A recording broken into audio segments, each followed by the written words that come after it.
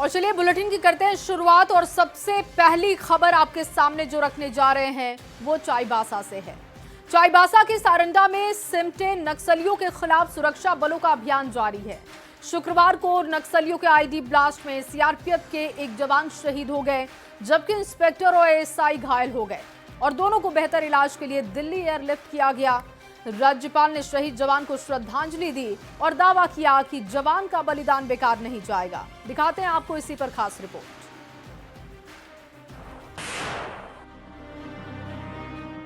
झारखंड में सुरक्षा बलों की दबिश से भागे फिर रहे नक्सली सारंडा के इलाके में सिमटते हुए दिख रहे हैं। प्रतिरोध सप्ताह मना रहे नक्सली अपनी कायराना करतूत से बाज नहीं आ रहे।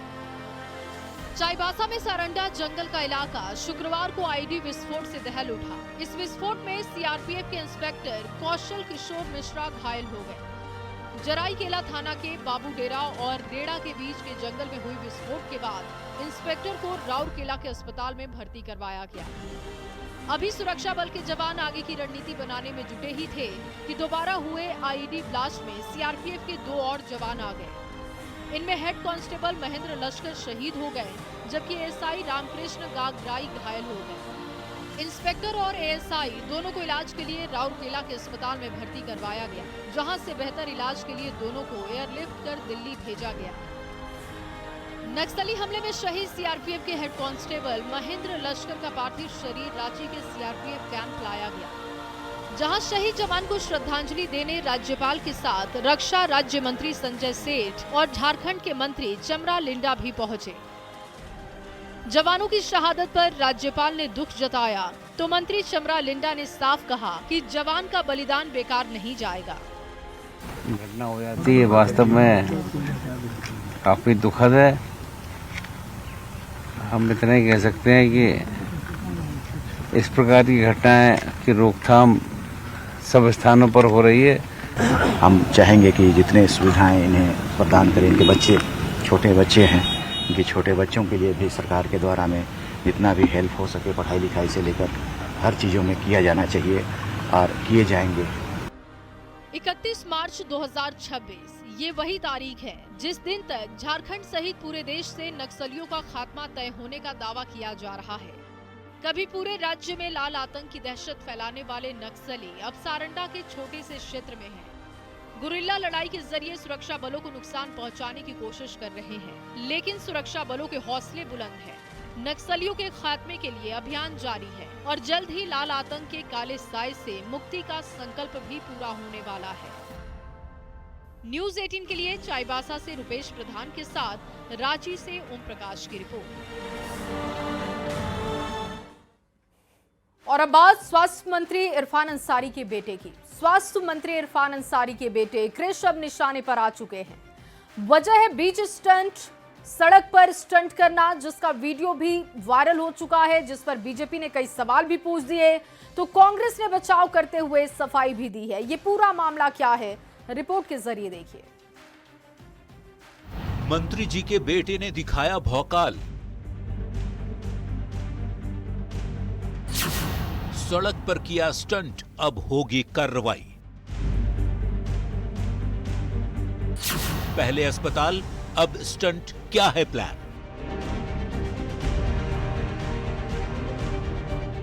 अपने बयान और एक्शन को लेकर हमेशा सुर्खियों में रहने वाले झारखंड के स्वास्थ्य मंत्री इरफान अंसारी का बेटा भी अब सुर्खियों में आ गया है। कृष अंसारी का एक वीडियो सोशल मीडिया पर वायरल हो रहा है, जिसमें वो कार से स्टंट करते नजर आ रहे हैं। वीडियो में कृष चलती हुई कार के सनरूफ से बाहर निकलकर स्टंट करते दिखाई दे रहे हैं। वीडियो सामने आने के बाद सोशल मीडिया पर लोगों ने नाराजगी जताई है और सवाल खड़े किए हैं कि क्या नियम केवल आम जनता के लिए हैं? इस पर कार्रवाई की मांग की जा रही है।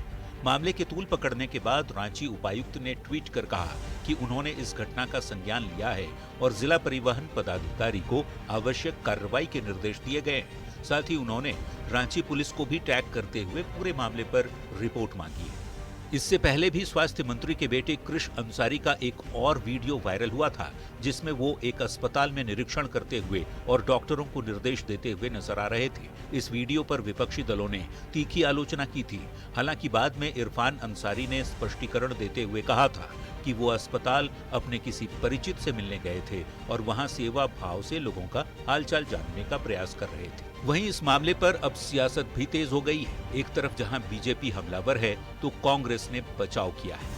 पार्ट 2 आ चुका है, जहां पर मंत्री जी के बेटे अपने 8-10 लोफर लफंडर दोस्तों के साथ हाई सिक्योरिटी जोन में तमाम ट्रैफिक रूल्स का वॉयलेशन करते हुए वीडियो डाल रहे हैं।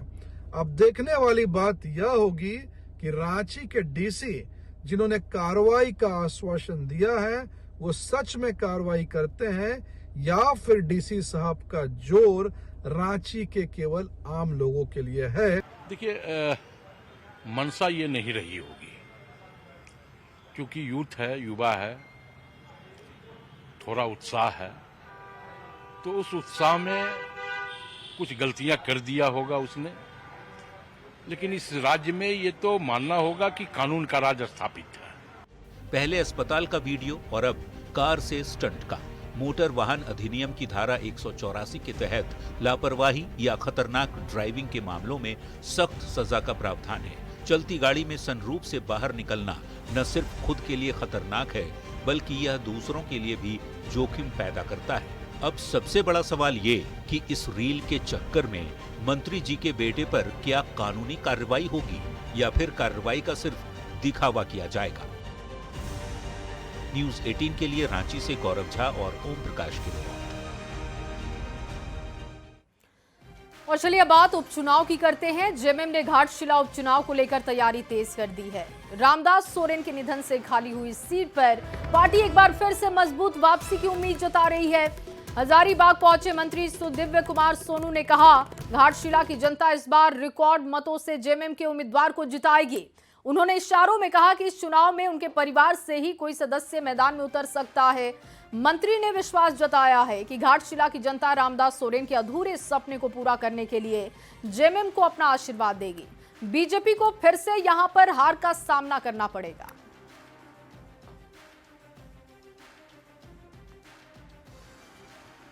मालूम है कि रामदास जैसे व्यक्ति जिनका व्यक्तित्व बड़ा सरल और सहज स्वभाव का था, झारखंड की और ख़ास करके घाटशिला की जनता उनके नेतृत्व को याद रखे हुए है और मुझको लगता है कि उनके परिवार से आने वाले किसी भी प्रत्याशी के बारे में घाटशिला की जनता एक सकारात्मक फैसला करेगी और भारतीय जनता पार्टी को दोबारा वहाँ मुँह की खानी पड़ेगी।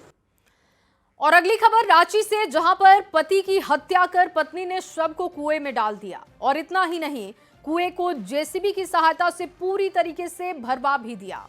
मामले का खुलासा तब हुआ जब मृतक रामबली यादव के बेटे राहुल ने पुलिस के पास पहुंचकर पिता के लापता होने की शिकायत की। पुलिस ने मामले की जांच की और हत्या का खुलासा करते हुए रामबली यादव की दूसरी पत्नी और हत्याकांड में शामिल 4 आरोपियों को गिरफ्तार कर लिया। 2 नाबालिग को भी डिटेन किया गया है। दिखाते हैं आपको ये पूरी खबर।